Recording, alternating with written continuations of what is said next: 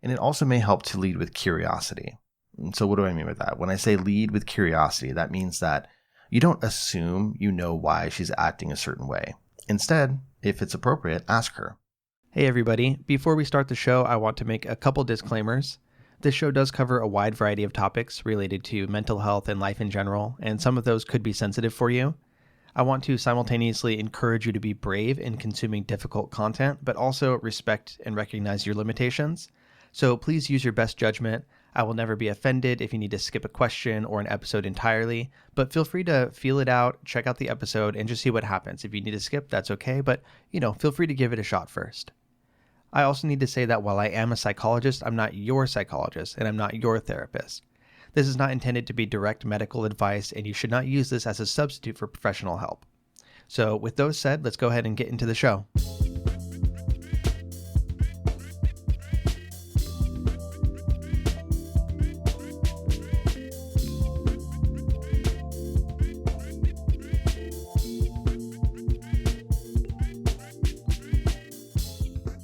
All right. Hello, friends of all varieties. This is the Hardcore Self-Help Podcast, episode 363.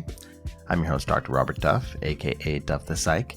I make mental health content for real people just like you. And today I have a question and answer episode with two really good questions from listeners like yourselves. Please continue sending me in questions for the show. It's very, very helpful. You can send me questions to duffthepsych@gmail.com, or you can go to duffthepsych.com and just use the contact form there. Either one works. And today the questions are both basically related to anxiety. So nothing too traumatic or anything like that, but really interesting stuff.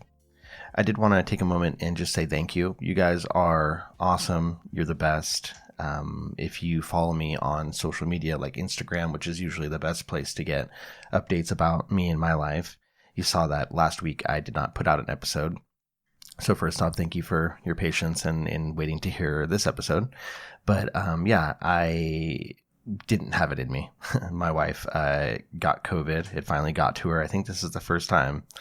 And so she was holed up in the bedroom for about 5-6 days, and I was doing triple duty with the kids and work and cooking and everything like that. And it's totally fine. Like, it was exactly what you would expect, but I didn't have any extra space for like the podcast and things like that. So I was trying to be kind to myself, and you guys are amazing, because when I posted about it saying, hey, I'm just too damn tired, not going to do an episode this week, everybody flooded in and said like, hey, thank you for practicing what you preach, and take care of yourself and all that sort of stuff. So thank you. I appreciate you guys.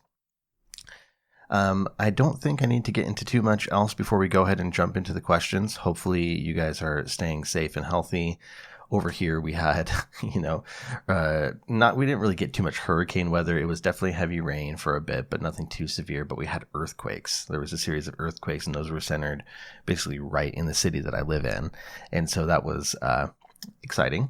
The boys have never really lived through a significant earthquake before. And it was just like a 5.1, which is significant, but not, too dangerous. We lost a few flower pots and pictures off the wall and stuff like that. But mostly it was just really unnerving, because there were, like 15 to 20 aftershocks over the course of the next day or two. So it's just like, holy crap, when is this going to end? But I know there's a lot going on in the world: fires, hurricanes, violence, or, what else have I skipped? Earthquakes, monsoons, whatever. There's just a lot going on. And I hope that wherever you are, you're safe. And I appreciate your attention. So let's go ahead and get into the first question here.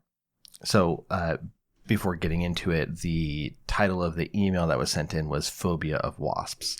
So that's what they're talking about here. Hi, Duff. Enjoy listening to your podcast and was reticent about posting this in case you think it's a joke or trivial. I can assure you that my constant panic in summertime is neither, and is making my life one constant vigilant vigil. I'm starting to think that purposely getting stung is the answer, but I don't know if this will fix the problem, and I don't know if I could go through with it. I guess in a way this is self-harm. The only time I was stung, I was age 5, and although I recall that it hurt, it doesn't seem to equate to the level of panic I feel when I hear that buzzing. I've tried the standard advice to stay still, but they don't go away. In fact, they try to land on me. I also now believe, and experience gives positive confirmation bias, that they target me. If one comes into a room, it immediately comes to me. Is it really true that they can smell or sense my fear? So I inevitably end up flapping like a hummingbird and giving Linford Christie a run for his money over 100 meters. My wife was sensitive and understanding initially, but now she just thinks I'm an idiot. I know this might not seem super important compared to some of the issues I've heard you cover, but the levels of panic and anxiety I feel, even to the point of flapping because I imagine the buzzing in my ear, strangely, I do not exhibit the same level with bees. Would purposely getting stung fix this anxiety, and do you have a better strategy than staying still, at which point I believe being stung is inevitable? Thank you for any help or advice. So thank you for writing this in. I appreciate it. And I can appreciate your fear about not being taken seriously about this. But I want to assure you that what you're talking about is not trivial. It's not silly. It's something. It sounds like what you're dealing with is probably what we would call a specific phobia. And in your case, you may have a phobia of wasps, which has, as all phobias do, a very long name or complicated name called spheksophobia. So S-P-H-E-K, spheksophobia. And yeah, so it sounds like that may be what we're dealing with here. Just in case you haven't heard the term before, so specific phobia is what we call an intense and persistent and oftentimes somewhat irrational fear of something specific. So a particular object, a situation, an animal, an environment, and it goes beyond the typical fear that most people would have, and it leads to, avoidance behaviors, running away, going to great lengths to make sure that you're not around whatever your feared stimulus is. And often that fear that you have seems out of proportion to other people. But despite this, despite it being different from the reaction that other people have, the emotional distress, the interference with your life, and just how much it sucks for you is very, very real. So you're not making it up. This is a real thing. And to put it into context, I'm just talking for the United States here because that's really what I have access to statistics-wise, but it's estimated that 7 to 9% of the population of the U.S. lives with at least one phobia, right? So that's quite a bit, right? You're pushing up against 10% of the population there. And so in the United States, that's somewhere between 20 and 30 million people with a phobia. So you're absolutely not alone in this. And you could have phobias about many different things. Some people have phobias of dogs or spiders is a common one, arachnophobia. People have fear of birds. There are people that have phobias of heights or flying. So having a phobia of wasps is not strange, especially because, wasps are evolutionarily made to look scary, right? They're predators and they have that mean sort of look to them, at least to our human eye. The coloring, the shape of them. So it's not like you're afraid of, sliced bread or something, even though if you had that and it was a real phobia, that's still possible, right? But, this isn't a huge leap from being kind of afraid to wasps to having a legitimate phobia of them. You pointed out something very important in your question, which is the very real impact that this is having on your life. You mentioned that it makes summertime difficult for you to enjoy because you're constantly on alert. I think you called it a constantly vigilant vigil. So I think that's a great way to put it. You're always there, always on alert, always scared of the potential of running into a wasp. And so I think there's a reason that you're looking for help with this. And that's not silly. That's not cowardly. I think it's brave. You want to be able to get out there and enjoy your life. You're trying to approach, but it's difficult. And so you're looking for some help with this fear. The good news is that phobias are treatable. Research shows that the majority of people that seek help through therapy are able to make significant improvements in their phobias. And there are different ways to do this when it comes to professional help, cognitive behavioral therapy, and what we call exposure-based treatment. There are various types, but basically working on exposing you in some systematic way, which we'll talk about, are very effective. The treatment rates range from 50 to 90%. That's just a ballpark, but it's the majority of people that get help. They are able to make a significant dent in how much this is impacting their life. So you're definitely not hopeless here. So obviously you probably saw this coming, but my first suggestion in line with that would be to get some therapy. If you could work with a therapist or a psychologist and one that specifically focuses on treatment of phobias, that would be great. Many different therapists are familiar with phobias and anxiety disorders in general, but if you talk to somebody who specializes in phobia treatment, that's going to be better because oftentimes it needs to be a little bit more experiential than, regular kind of sit down and talk about your life therapy. You might actually need to go out of the office or set up some things outside of the office, whether it's with or without your therapist. It's a little bit more grounded in reality and being out there in the world to some capacity. So definitely, talk to the person, look at their website, make sure that they have experience in treating phobias and they're not just sort of winging it. Now, aside from that obvious response, there are definitely some things that you can do on your own. But before I get into those, I'm going to take a quick break and talk about our sponsor. All right, so today our episode is sponsored by Air Doctor. And this is a very appropriate sponsor as I have been using my Air Doctor constantly. As I mentioned, my wife just had COVID and she was in the bedroom, but we have a very small house and I felt so much better knowing that I could have the Air Doctor in there just running the entire time. Now, Americans, we spend a lot of time indoors. It's been estimated that we spend about 90% of our time indoors, which is quite a lot. And according to the EPA, indoor air can be 2 to 5 times more polluted than outdoor air. And sometimes it's much more than that, even 100 times more, depending on where you are. So that's a lot of exposure to pollutants. And because we take 20,000 breaths a day, that's 3,000 gallons of possibly polluted air each day. Airborne allergens are the most common form of allergy trigger, so things like pollen, pet dander, dust mites, mold, etc. It's helpful to have some way to clean your air. So that's why I'm happy that Air Doctor is continuing to work with us. They have an air purifier that's captured the attention of many different media outlets. It filters out dangerous contaminants and allergens so your lungs don't have to. Air Doctor uses an ultra HEPA filter that's been independently tested to remove 99.99% of tested bacteria and viruses. And although allergens and things like that can vary in size, they're usually about 25 microns, Air Doctor virtually removes 100% of particles as small as 0.003 microns in size. So it really, really addresses the issue. It's also a powerful device. It's powerful enough to circulate the air in a 630 square foot room 4 times per hour. And it's quite quiet. Even though we have this thing at full blast for an entire week, you can't hear it outside the door. So really, really good product. I think that you should check them out. Air Doctor comes with a no questions asked 30-day money-back guarantee. So if you don't love it, you just send it back for a refund minus shipping. So head over to airdoctorpro.com and use the promo code DUFF. Depending on the model, you'll receive up to 40% off, which is a lot, up to 40% off. So lock in the special by going to Air Doctor, AIR, Doctor is spelled out DOCTOR, Pro, PRO, airdoctorpro.com, and use the promo code DUFF. All right, so let's get back to the question here. Okay, so I mentioned there are things that you can do on your own to, deal with this. So one of the first things that I think would be helpful is to first get in touch with your level of fear surrounding different aspects of wasps. So I would pull out a sheet of paper and I would just start to list various potential triggers and types of exposure, right? Levels of exposure. So you would go through all sorts of different stuff and basically rate each one with your best guess from 0 to 10, 10 being the most intense, 0 being not at all, for just how anxiety provoking or how intense they would be for you. So for example, maybe being in a closed room with a wasp might all the way be up at 10, off the charts even. But what about just hearing the sound of a wasp buzzing? If you don't know where it is, you don't see a wasp, but you just hear the bzzz sound. What does that do for you? What level does that put you at on that numerical scale?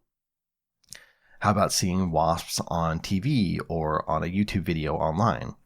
Or looking at pictures of them, right? So again, just kind of going through lots of different things and thinking about what level of intensity that would likely be for you.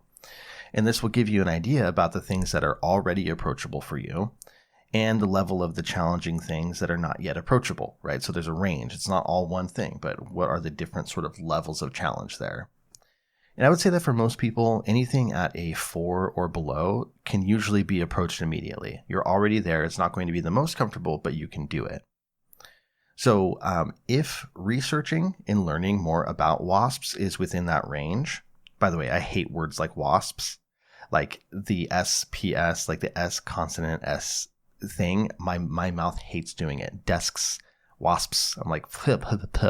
So if I flub that or you start to get annoyed by it, you're welcome / I'm sorry. Anyway, if researching and learning about them is within that range of, say 4 or below, a place that you could begin and actually, do it, I would encourage you to start there, because there are a lot of misconceptions about wasps, and many people believe them, but it definitely sounds like some of those are present in your thinking here. So in going through this question, I did a little bit of research and I wanted to provide some facts and information about them. And ideally, that's going to help you with a little bit of reassurance. But, take a moment to pause and check in with yourself. If you're not ready for that, if me talking about wasps and their behavior is going to make you feel, so intensely that it's not a good idea, feel free to skip ahead. But I do encourage you to try. As with all types of anxiety, remember that the anxiety itself that you're feeling is not going to hurt you, even if you feel discomfort, even if it doesn't feel good and it's scary, it's not going to hurt you. That said, there are exceptions, right? So like if you're driving on the freeway right now listening to this, maybe pause and come back to it once you've stopped, just in case it's a little bit triggering for you in a place where you really don't need to have that trigger happening. But if you're at home in your own space, I do encourage you to continue listening. Okay, so here we go. First off, wasps themselves are not naturally aggressive. So despite popular belief, wasps are kind of similar to bees in a way that they only tend to become aggressive when they're directly threatened or they're protecting their nest. So, if you're not paying attention and you're, there's a wasp nest in your porch and you're going over there and kind of poking around, yeah, good chance that someone's going to try to sting you. Or if there's a wasp there that's sort of, just buzzing around and you go slap at it, that's definitely going to agitate them.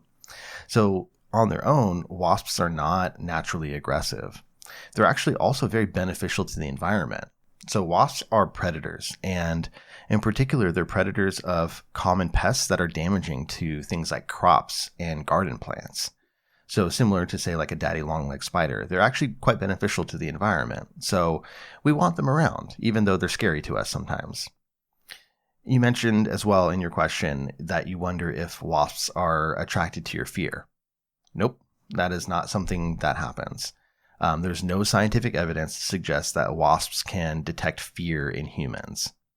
However, the flip side of that is fearful reactions. As I mentioned, you doing things. So if you get scared and you swipe at them, start moving about in a really erratic way, trying to run from them, doing things like that, that can certainly make them more defensive, which is sort of where that advice of stay still comes from. But no, they don't know that you're an easy target. And you mentioned that you have some confirmation bias going on here.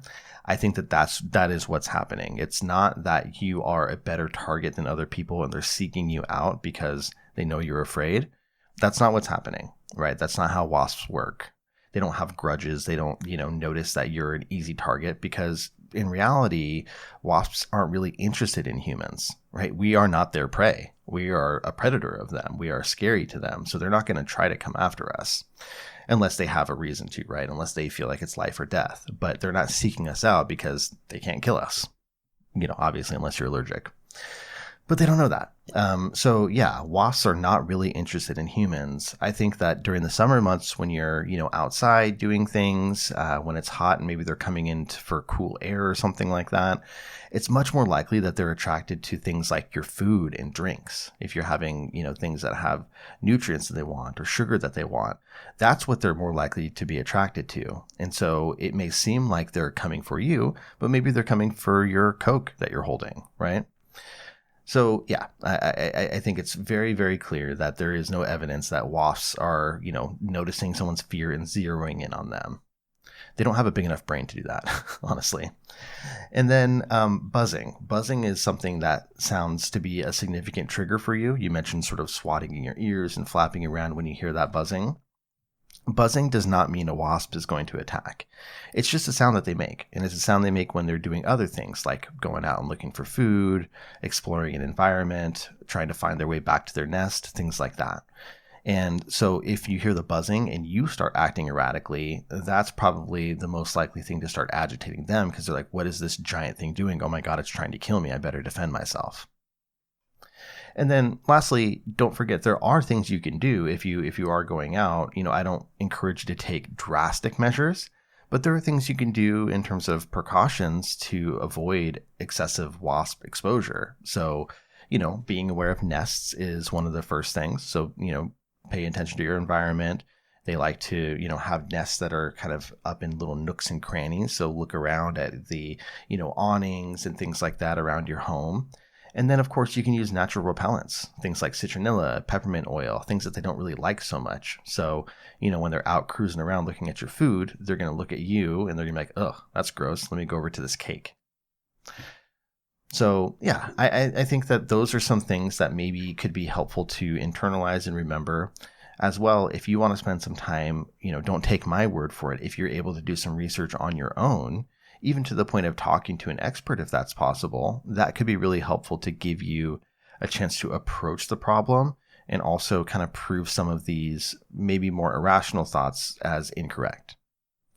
And again, there's nothing, this is not a knock to your intelligence or anything like that. Phobias, they go around our normal rationality. They don't work the way our other thoughts work. So if you had a phobia of something else, you would think about wasps the same way that everybody else does, but whatever other thing like birds, you would think irrationally about them.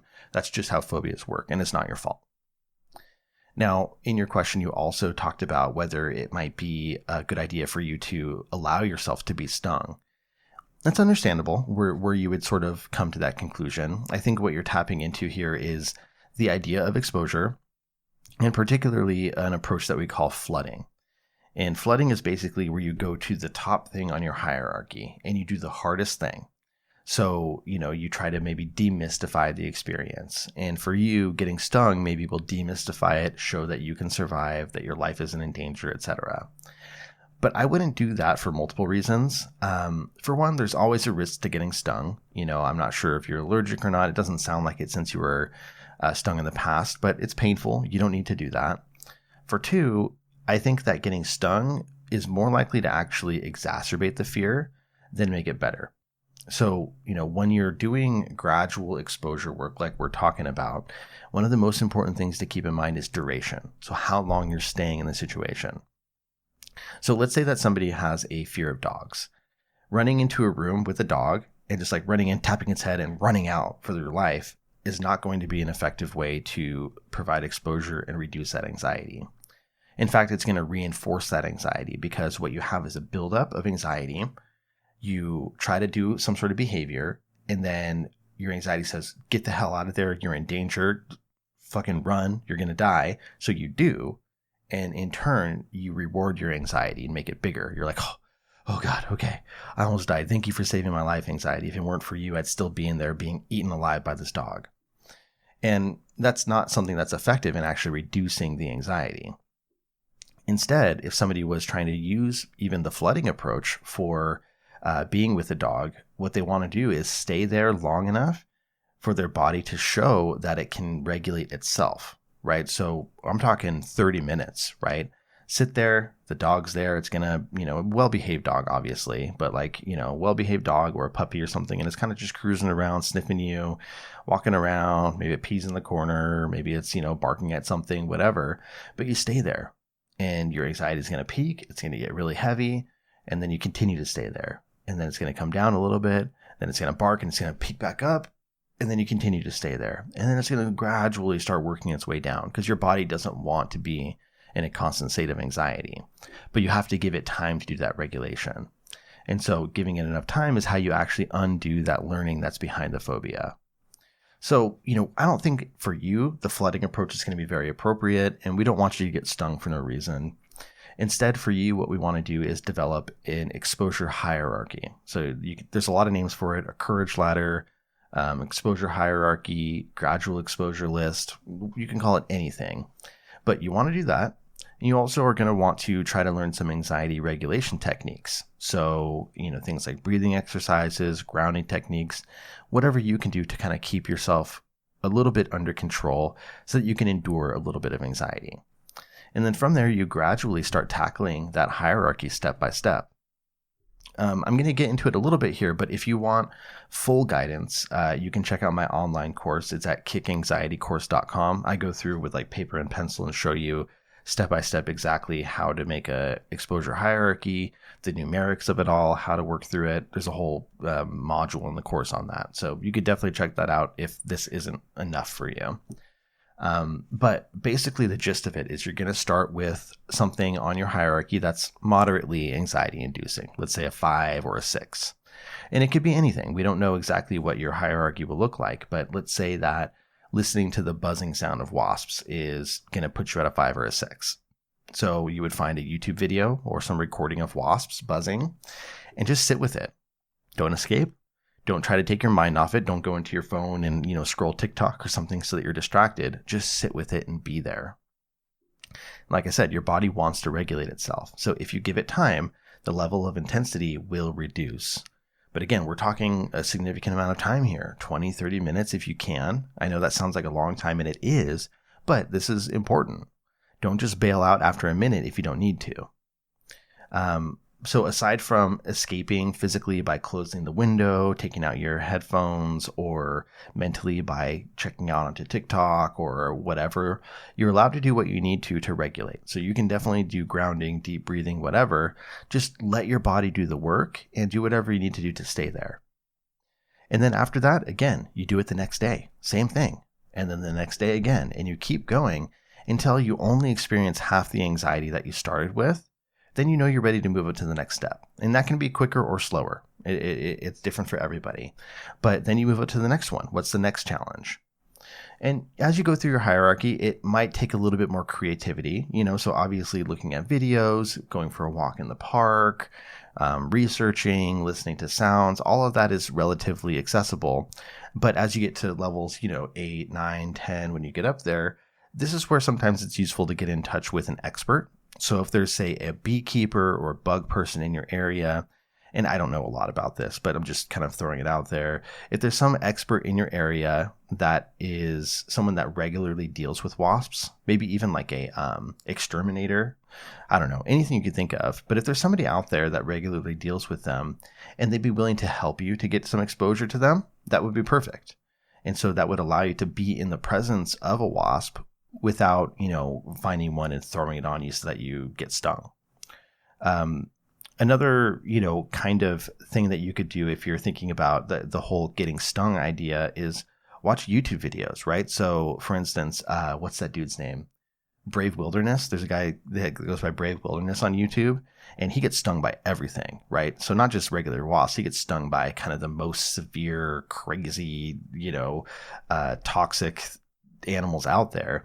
And that might be the thing you're looking for to demystify, right? Because he's survived every single one of those so far. And those are way worse than anything that you're going to experience. So, the wasps and stuff aren't going to be anything compared to the stuff that he gets, bitten by or stung by. So that's just one other thing that you could potentially put into the exposure hierarchy or just kind of on the side. You trust yourself, whatever you think is going to happen with that, if that's going to rile you up more, or if that's going to, kind of demystify and make you feel a little bit more comfortable with what you're dealing with on a day-to-day basis. Just an idea. So yeah, that's the basic strategy. I think that it's something that you could definitely do a lot of work with on your own, but of course, working with a professional will just make that even easier. And I'm sorry that it feels like your wife has been a bit insensitive about this. I think it can be really hard for people that haven't had direct exposure to a phobia themselves or somebody who has a phobia to wrap their mind around it because it just is so far from their reality. So feel free to try to educate her, right? Provide resources, let her listen to this even if that's helpful so that she can better understand what you're actually experiencing because you're not just trying to be silly or dramatic. You're not silly. You haven't done anything wrong. You have a mental disorder that many people out there have. Remember, 20, 30 million people out there in this country have, but it's treatable. And I hope this gives you a roadmap to get started. So thank you for your question. All right. And before we get into the second question, let's go ahead and talk about our other sponsor. This week, we are sponsored by BetterHelp. This is really another good sponsor for this episode because let's say that the person I'm talking to here doesn't have access to a therapist very easily. Maybe they live in a remote area. Maybe there are just really long wait lists for therapists. Maybe there's a deficit of resources. BetterHelp is a place where you can get help from a professional who is licensed to do therapy quickly and entirely online. We're faced with a lot of tough things in life, whether it's trying to recover from a phobia, whether it's going through a breakup or a career transition. And it can help to have somebody, on your team to guide you through that and help you see things that you might be missing. So definitely check out BetterHelp if this is interesting to you. It's entirely online, it's flexible, it's convenient, it's suited to your schedule. All you do is fill out a brief questionnaire and that will get you matched with a licensed therapist. If you find that you and that therapist don't hit it off, you can switch for no additional charge at any time. So let therapy be your roadmap with BetterHelp. Go to betterhelp.com/duff today and get 10% off your first month. That's BetterHelp, HELP.com/duff. Okay, so let's get into the second question. All right, so this one's going to be a little bit shorter, but it reads, "Good morning, Dr. Duff.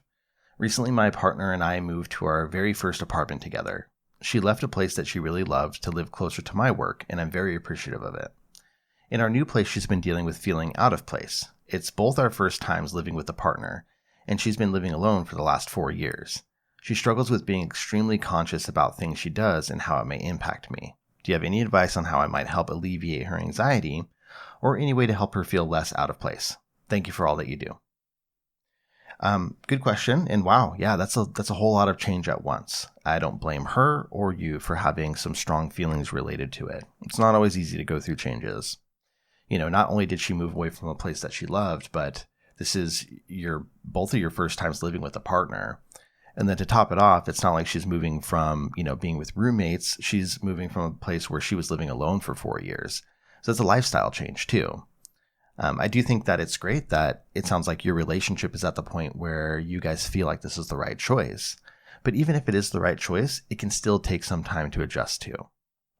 So the first piece of advice that I would have for you is just to make sure that you don't overinterpret the difficulty that she's having.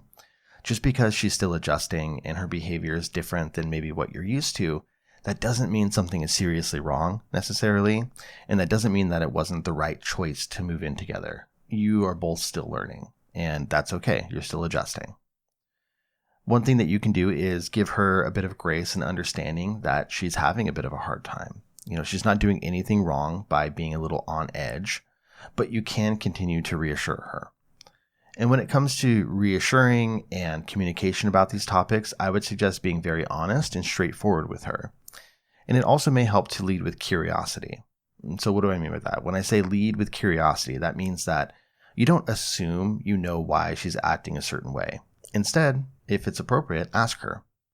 So what this could look like in practice is like, let's say that you are going to sleep before she does because you have work in the morning, and you notice that she's being very careful to move quietly, kind of tiptoeing around and like really on edge and cautious, and way more than you think is necessary.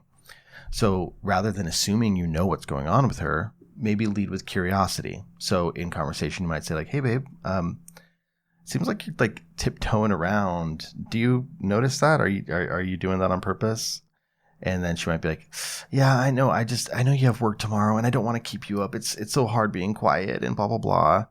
And then from that, you might say, "Well, that's sweet. I appreciate it. But this is your place too. You totally don't have to worry about that. I'm not that sensitive to sound. Please don't feel like you need to be on edge just because I work in the morning. You're totally good. We need to figure out how we can both live here and be comfortable. So don't feel like you have to do that, okay?" And just kind of going like that. Obviously, I don't know if this reflects your reality. It's a total hypothetical scenario. But the point here is leading with that curiosity, right? Being curious and wondering what it is she's experiencing. When she tells you, reframe what she states, right? So kind of repeat that back to her, make sure you're understanding it, and then provide reassurance if that's appropriate. Another way that you can lead with curiosity is before pointing out anything specific, you can just ask how she's doing. Check in, right? Don't try to guess about how you think she feels, but ask like, "Hey, how are you feeling? Where are you at today? What's going on for you? Are you doing okay? Are you feeling anything difficult?" Just want to check in. And that can be helpful because sometimes you may not be right about things. Maybe she seems anxious, but in her mind, she's actually happy and excited. Maybe she's like, "Ooh, yeah, he's going to bed." Again, hypothetical scenario, but she's like, "Ooh, he's going to bed. Let me, get my stuff together. I'm going to read. I'm going to, eat some popcorn. I'm going to do this." And it's more excitement than anxiety. Of course, this is all going to be thrown out the window if she's literally told you that she's having trouble with something. In that case, you can continue staying curious, but you move on to the other things I said, reframe it, provide reassurance if that's appropriate. But let's just try not to make too many guesses about how she's doing without communicating. One other source of potential discomfort for her could be going from living alone and everything being hers to now having to share space and have shared belongings with you. And one way that you could address this is to try to think of ways to show her that this is her space too. So it could be a variety of things. It could be like asking her to take the lead in maybe decorating a part of the house or finding items for the apartment. Or maybe there's a way to kind of carve out a little space in the apartment that's just for her, right? So like, let's say that you have an office that you do work at. Maybe she can have one too, or like a little gaming station or a reading nook, anything like that where she feels like she has some space that's for her. It's for both of you, but really it's with her in mind. And then aside from just physical space, it's also an adjustment to combine lifestyles and to share more time together. So as you go on, hopefully naturally you'll start to establish more routines and rituals and things that you create together that make this feel like something that you share. This is one step toward potentially kind of building life together. So it could be anything. Maybe you guys enjoy cooking together or watching a favorite show, going for walks around your place after dinner, what have you. Anything that you're doing to share in the experience and kind of co-create this is going to be helpful. But then, of course, lead with curiosity, right? Figure out how she's doing, because on the flip side, she may need some space. She may need some space to pursue her own interests, her own activities or hobbies. It could be a lot when you're expected to, kind of combine your entire life with somebody else's if you enjoy having that space. So if there are things that she did before that she's kind of fallen off of, maybe you're encouraging her or facilitating her doing some of those things on her own would be a good way to support her during this time. Overall, I think that you definitely just need to have some patience, give it some time. You guys aren't doing anything wrong, but you can communicate about it. Have open conversations. Recognize that you're in this together. And if you haven't said thank you, make sure you do that. I think you mentioned that you are appreciative of it, but make sure she knows that. Because this is something that presumably both of you wanted, but she has made some sacrifices for you and for your work. And that's really special, and that deserves some recognition. So pointing this out can help her feel valued and validated. And maybe just like a little, token gesture, right? Like maybe some flowers when you go to the store, maybe a card saying thank you. In any of these little things, whatever fits within the culture of your relationship, it can be just one little acknowledgement that, yeah, I appreciate you. I know that you did this for me and for us, but you deserve some recognition here.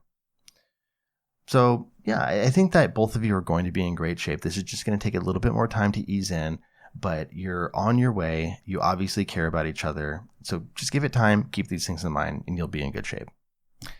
And with that, that is the end of the episode, everybody. This has been episode 363 of the Hardcore Self-Help Podcast. If you'd like the show notes, go to duffthepsych.com/episode 363. If you want to send me what am I trying to say? Question. If you would like to send me a question for the show, send me an email to duffthepsych@gmail.com. Take care of yourselves, stay safe, and I will see you for the next episode. Bye.